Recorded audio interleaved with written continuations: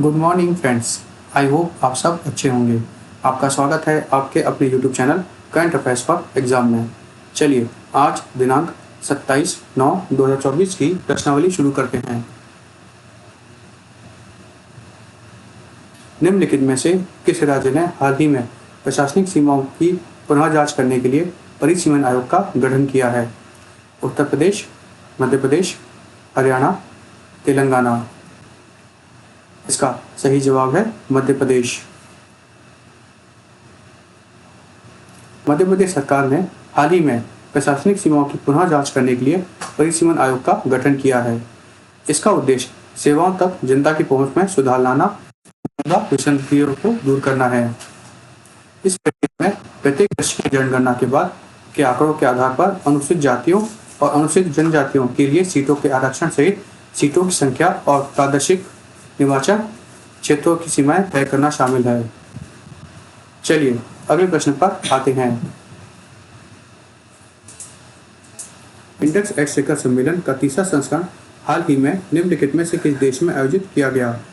Bharat, France, Britain, America. इसका सही जवाब है यूएसए।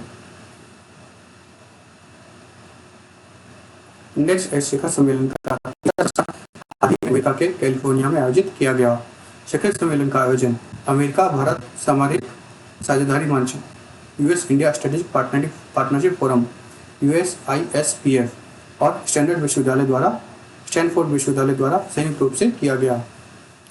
चलिए अगले प्रश्न पर आते हैं।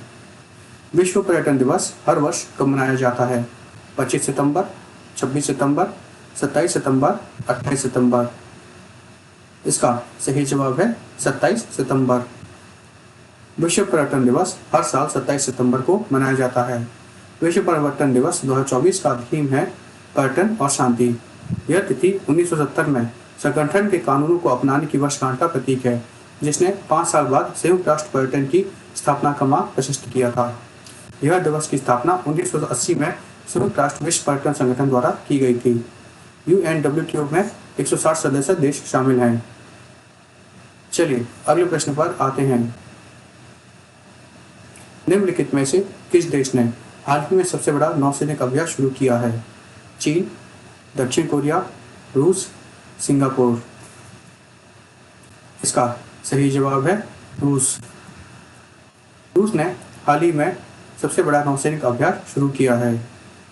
चलिए अगले प्रश्न पर आते हैं। फोर्ड ने निम्नलिखित में से किस राज्य में विनिर्माण संयंत्र को पुनः आरंभ करने की मंशा की घोषणा की है?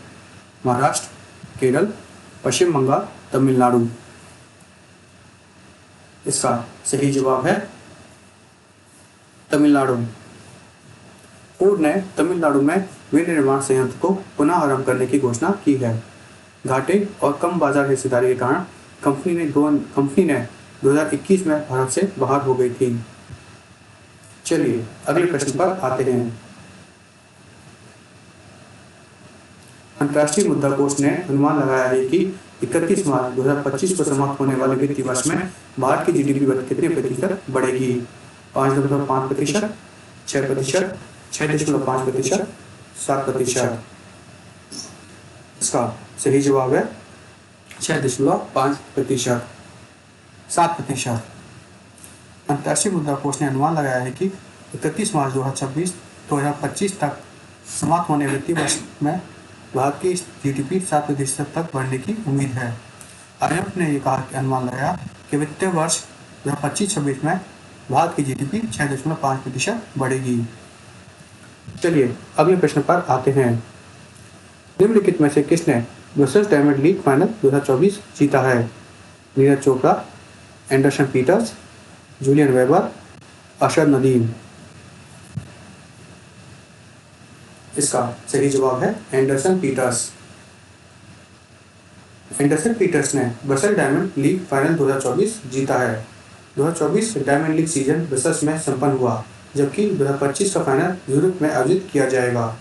Neeraj Chopra Brussels Diamond League final में पुरुषों की भाला फेंक स्पर्धा में दूसरे स्थान पर रहे। यह खिताब सिर्फ 0.01 मीटर से चूक गए। चलिए अगले प्रश्न पर आते हैं। मिशेल बार्नियर को निम्नलिखित में से किस देश का प्रधानमंत्री नियुक्त किया गया है?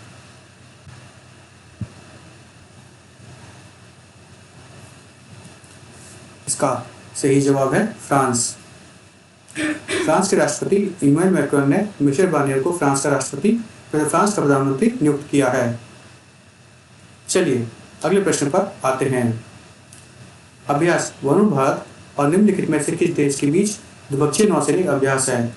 श्रीलंका, मालदीव, फ्रांस, बांग्लादेश। इसका सही जवाब है फ्रांस। वरुण अभ्यास भारतीय और फ्रांसीसी नौसेनाओं के बीच एक द्विपक्षीय नौसैनिक अभ्यास है। 2001 में उनके रणनीतिक संबंधों को एक महत्वपूर्ण हिस्सा रहा है। इस अभ्यास का नाम समुद्र के देवता के नाम पर रखा गया है और इसमें जहाज, पनडुब्बी, हेलीकॉप्टर और विमान जैसी कई इकाइयां शामिल हैं। अभ्यास का मुख्य लक्ष्य दोनों सेनाओं के बीच अंतर संचालन को बढ़ाना और सर्वोत्तम प्रथाओं का आदान प्रदान करना है। अभ्यास का 2024 संस्करण 2 से 4 सितंबर तक भूमध्य सागर में आयोजित किया गया था। चलिए अगले प्रश्न पर आते हैं। निम्नलिखित में से किसने अष्टलक्ष्मी महोत्सव का शुभारंभ किया है? राजनाथ सिंह, ज्योतिरादित्य एम सिंधिया, पीयूष गोयल, धर्मेंद्र प्रधान।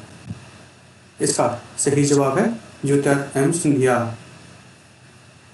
ज्योतिरादित्य एम सिंधिया ने अष्टलक्ष्मी महोत्सव का शुभारंभ किया है। महोत्सव फैशन, संस्कृति और व्यवसाय का मिशन है।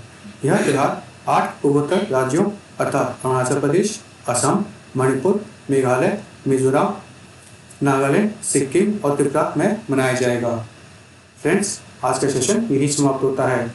आपको हमारा सेशन कैसा लगा कमेंट करके बताइएगा तथा लाइक एवं सब्सक्राइब अवश्य कीजिएगा। धन्यवाद।